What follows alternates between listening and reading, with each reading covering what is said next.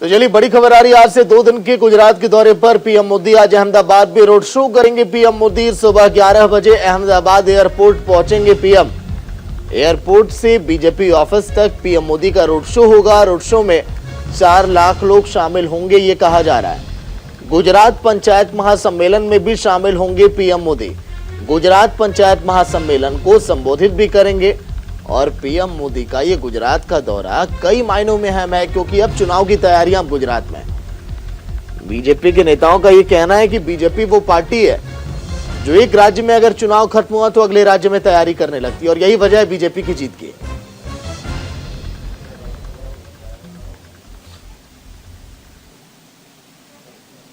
वहीं दिल्ली में आज यूपी बीजेपी की बड़ी बैठक होने वाली है। यूपी चुनाव के नतीजों को लेकर यह बैठक होगी। बैठक में सीएम योगी आदित्यनाथ भी शामिल होंगे। बीजेपी के प्रदेश अध्यक्ष स्वतंत्र देव सिंह भी वहां पर मौजूद होंगे। बीजेपी संगठन मंत्री सुनील बंसल भी इस बैठक में शामिल होंगे। चुनाव के नतीजों पर मंथन, चर्चा और आगे की रणनीतियां कि अब किसको दिया जाए मंत्री पद, कौन कौन से चेहरे मंत्रिमंडल में शामिल हों, इस पर भी अब विचार विमर्श किया जाएगा। तो सीएम योगी आदित्यनाथ आज दिल्ली पहुंचेंगे। पार्टी के बड़े नेताओं के साथ बैठक करेंगे। संगठन के तमाम नेता वहां पर मौजूद होंगे।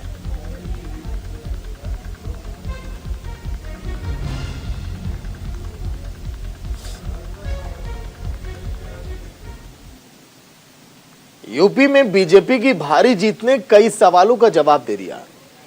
वेस्ट यूपी में किसान आंदोलन को लेकर विरोधियों को बड़ी उम्मीद थी, लेकिन उनकी उम्मीदों को चुनावी नतीजों ने तार तार कर दिया। पीएम नरेंद्र मोदी की लगातार पश्चिमी इलाकों में रैलियों ने यह दर्शा दिया कि चुनाव जीतने का तरीका क्या होता है और रणनीतियां कैसे बनाते हैं। रिपोर्ट आप देखिए।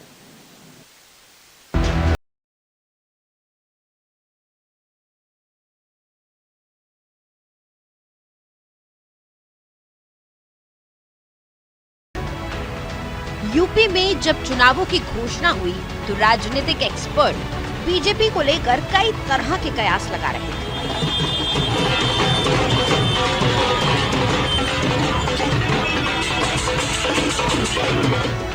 लोगों का कहना था कि पश्चिमी यूपी में बीजेपी को खासा नुकसान हो सकता है, लेकिन सारे कयास धरे के धरे रह गए और योगी आदित्यनाथ ने विकास का बुलडोजर चलाकर ये साबित कर दिया कि वो किसी से कम नहीं है।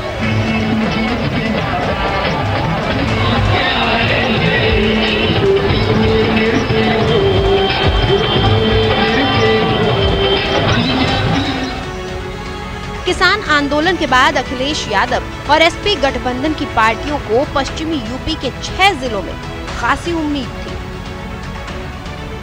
माना जा रहा था कि यहाँ के किसानों में बीजेपी के प्रति काफी गुस्सा है। हालांकि कुछ जगहों पर वोटर्स बीजेपी से छिटके जरूर, लेकिन फिर भी पूरी तरह से उन्होंने योगी सरकार से मुंह नहीं मोड़ा।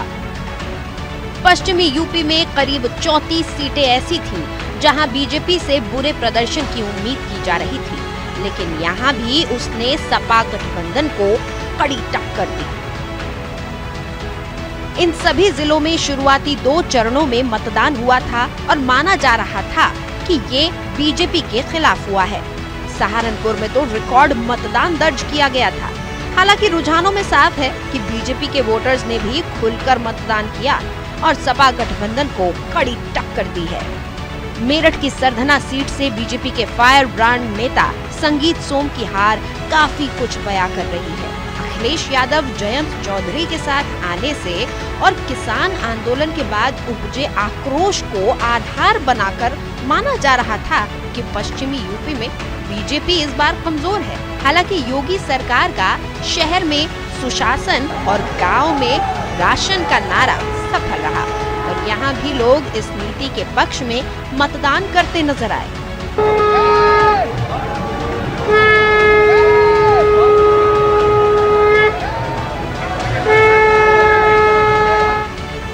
बीजेपी ने इस इलाके में राम मंदिर, महिला सुरक्षा और पलायन जैसे मुद्दों को जोर शोर से उठाया था, जबकि अखिलेश जयंत किसान और नौकरी जैसे मुद्दों पर मैदान में थे। साफ है कि एसपी आरएलडी गठबंधन की तरफ लोग लौटे जरूर, लेकिन बीजेपी के खिलाफ उतना गुस्सा नहीं पनप पाया जितना बताया जा रहा था। इन सीटों में कई ऐसी भी हैं जहां जाटों की संख्या 20 से 40% तक भी थी।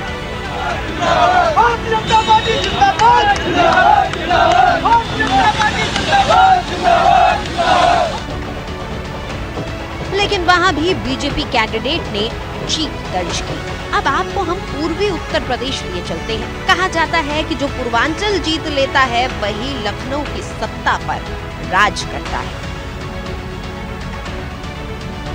मिशन पूर्वांचल को अंजाम देने के लिए मोदी और योगी सरकार ने मंत्रियों की फौज उतार दी। खुद प्रधानमंत्री नरेंद्र मोदी ने 3 दिन तक वाराणसी में कैंप करके समा बांधा और आसपास के जिलों में माहौल बदल दिया। एक तरफ पीएम मोदी तो दूसरी तरफ सीएम योगी गोरखपुर में रहकर वोटरों को लुभाने का काम कर रहे थे। नतीजों से साफ है कि मोदी और योगी का जादू जमकर चला। Bureau report, news India.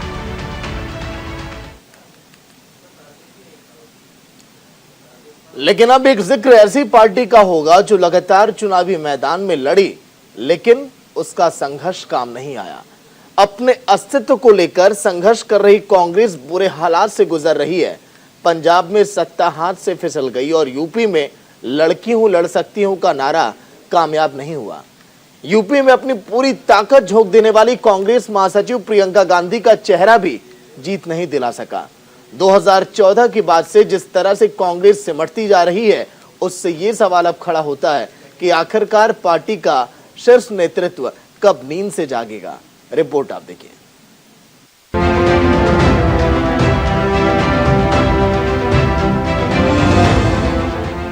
2022 के यूपी विधानसभा चुनाव में कांग्रेस ने 3 दशक बाद प्रियंका की अगुवाई में सभी 403 सीटों पर प्रत्याशी उतारे।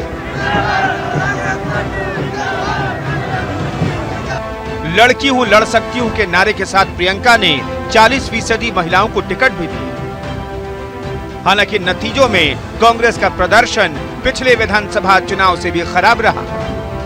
रिजल्ट ने यह साफ कर दिया कि सूबे की जनता ने प्रियंका की लीडरशिप को नकार दिया। इससे उनका राजनीतिक डेब्यू सुपर फ्लॉप साबित हुआ है। 2014 के बाद कांग्रेस एक एक करके कई राज्यों में हारती चली गई और दायरा सिमटता गया। सोनिया गांधी और राहुल गांधी भी कुछ नहीं कर सके और कांग्रेस गुटबाजी में तार तार होती रही। हमने इस चुनाव को जातिवाद और धार्मिक ध्रुवीकरण के मुद्दों से दूर रख जनता के मुद्दों पर वापस लाने का सतत प्रयास किया। वो चाहे बेरोजगारी हो, वो चाहे महंगाई हो, चाहे वो डूबती अर्थव्यवस्था हो, चाहे वो जनता के समक्ष रोजमर्रा का संकट हो, चाहे वो शिक्षा हो, चाहे वो स्वास्थ्य हो, चाहे वो ढांचागत विकास हो। परंतु ये भी सच है कि भावनात्मक मुद्दे जनता की जिंदगी से जुड़े इन मुद्दों पर कहीं ना कहीं हावी हो गए। पिछले कई सालों से कांग्रेस की राजनीति का बड़ा चेहरा रही प्रियंका गांधी वाड्रा 2019 में राष्ट्रीय महासचिव बनाई गई। सबको लगने लगा था कि वो ही कांग्रेस के डूबते हुए जहाज को किनारे तक ले जाएंगे, लेकिन 2022 के चुनाव ने सभी उम्मीदों पर पानी फेर दिया। लगभग 2 दशकों से संभाल कर रखा गया कांग्रेस का तुरुप का पत्ता अपने पहले ही दांव में बेकार चला गया। आसान शब्दों में कहा जाए तो कांग्रेस के लिए मुश्किलें खत्म होने का नाम नहीं ले रही है। इस विधानसभा चुनाव के साथ राज्य दर राज्य कांग्रेस सिमटती जा रही है। इसके बावजूद कांग्रेस आलाकमान यानी गांधी परिवार सभी तरह की चिंताओं को दरकिनार करते हुए राहुल गांधी को विपक्ष का सर्वस्वीकार नेता बनाने की जिद पकड़े बैठा है। कांग्रेस के लिए हालात इस कदर बुरे हैं कि उत्तर प्रदेश में अपनी पूरी ताकत झोंक देने वाली कांग्रेस महासचिव प्रियंका गांधी का चेहरा भी एग्जिट पोल में पार्टी को दहाई के आंकड़े में सीट नहीं दिला पाए। प्रियंका गांधी जी के नेतृत्व में उत्तर प्रदेश की हर विधानसभा तक कांग्रेस पार्टी का तिरंगा पहुंचा। हमारा काडर क्रिएट हुआ। हर मुद्दे पर जो उत्तर प्रदेश की जनता से जुड़े थे, श्रीमती प्रियंका गांधी और कांग्रेस नेतृत्व ने आगे बढ़कर लड़ाई लड़ी।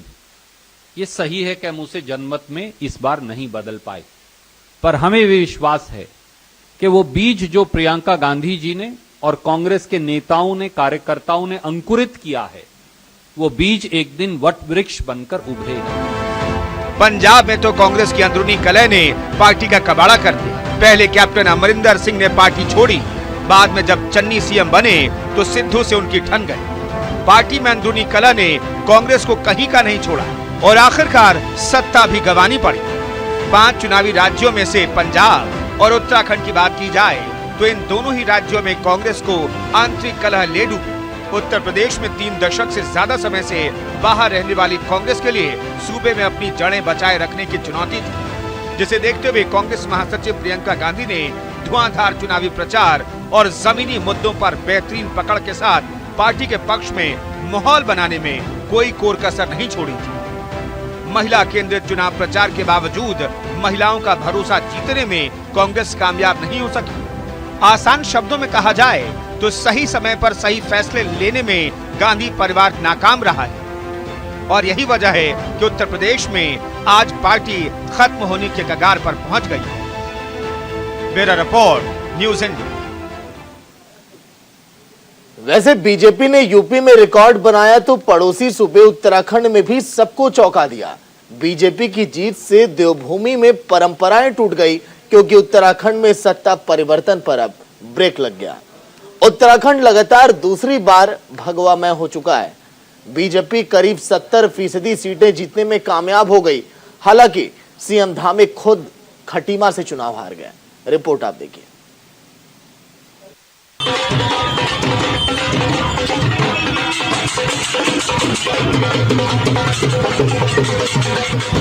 उत्तराखंड में परंपरा रही है, एक बार एक पार्टी की सरकार बनेगी तो दूसरी बार दूसरी पार्टी की, लेकिन इस चुनाव में परंपरा टूट गई। उत्तराखंड में लगातार दूसरी बार देवभूमि भगवामय हो गई।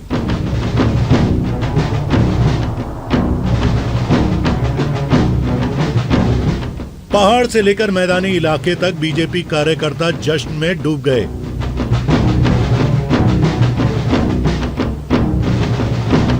पहाड़ों में लगातार दूसरी बार कमल खिला जरूर, लेकिन इस जश्न में भी बीजेपी को उत्तराखंड की जनता ने हल्का झटका दे दिया। सूबे में सत्ता परिवर्तन की रवायत तोड़ने वाले में कामयाब रहने वाले मुख्यमंत्री पुष्कर सिंह धामी खुद चुनाव हार गए। सूबे की हाई प्रोफाइल सीट खातिमा विधानसभा सीट पर भुवन चंद्र कपाड़ी ने मुख्यमंत्री पुष्कर सिंह धामी को करारी मात दे दी। धामी की हार के साथ उत्तराखंड में मुख्यमंत्रियों की हार का सिलसिला भी बरकरार रहा। पहले भुवन चंद्र खंडूरी, फिर हरीश रावत, तो अब मुख्यमंत्री पुष्कर सिंह धामी मुख्यमंत्री रहते हुए अपनी विधानसभा सीट को नहीं बचा पाए। उत्तराखंड का गठन हुए तकरीबन 22 साल हुए और इस दौरान ये पहली बार हुआ कि किसी भी पार्टी को बैक टू बैक बहुमत मिला हो। लगातार 2 बार चुनाव जीतने वाली पहली पार्टी बनी बीजेपी। उत्तराखंड में हर बार सरकार बदलने का रहा है ट्रेंड। साल 2000 में हुआ था उत्तराखंड का गठन। उत्तराखंड में फिर चला मोदी का जादू। पहाड़ों में लगातार बढ़ रहा है बीजेपी का वोट बैंक। 2017 में भी बीजेपी को मिला था बहुमत। 2017 में बीजेपी ने जीती थी 57 सीटें। 80% से ज्यादा सीटों पर खिला था कमल। 2022 में बीजेपी की लहर में ढह गए दिग्गज। सीएम बदलने से बीजेपी को मिला फायदा।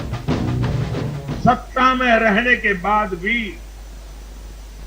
राज्य में बीजेपी की सीटों की संख्या बढ़ी है। उत्तराखंड में भी भाजपा ने नया इतिहास रचा है। राज्य में पहली बार कोई पार्टी लगातार दूसरी बार सत्ता में आई है। उत्तराखंड में बीजेपी ने कैसे एंटी कंबेंसी फैक्टर को मात दी और किस तरह से अपनी पार्टी को फिर से जीत दिलाई, आइए इसके बारे में कुछ फैक्टर आपको बता दें। बीजेपी को सीएम फेस बदलने का फायदा मिला। पहाड़ी इलाकों में मोदी मैजिक जमकर चला। सूबे में विकास की बयार बही। किसान आंदोलन और महंगाई का ज्यादा असर नहीं दिखा। कांग्रेस के अंदर गुटबाजी का फायदा मिला। बीजेपी ने सूबे में 2017 में हुए विधानसभा चुनाव में 57 सीट जीतकर प्रचंड बहुमत के साथ सरकार बनाई थी, जबकि विपक्षी दल कांग्रेस को महज 11 सीटें मिली थी। तब त्रिवेंद्र सिंह रावत मुख्यमंत्री बने थे, लेकिन बाद में उन्हें हटाकर बीजेपी ने पहले तीरथ सिंह रावत और महज कुछ महीने बाद पुष्कर सिंह धामी को उत्तराखंड का मुख्यमंत्री बनाया। धामी तो हार गए, मगर बीजेपी फिर से सत्ता के सिंहासन पे पहुंचने में कामयाब रही। Bureau report, news India. तो चलिए, बड़ी खबर यह है कि पंजाब के सीएम चन्नी आज देंगे इस्तीफा। कैबिनेट बैठक के बाद इस्तीफा देंगे चन्नी। सुबह करीब 10 बजे मंत्रिमंडल की बैठक होगी। पंजाब के सीएम चन्नी इस्तीफा देंगे और अब भगवंत मान पंजाब के नए चेहरे, जो अब विकास की बागडोर अब जिनके हाथों में होगी। आम आदमी पार्टी प्रचंड बहुमत के साथ सत्ता में जिस तरह से जीत के आई, काबिले तारीफ। रणजीत सिंह चन्नी अब नहीं रहेंगे सरकार में, ना होंगे मुख्यमंत्री।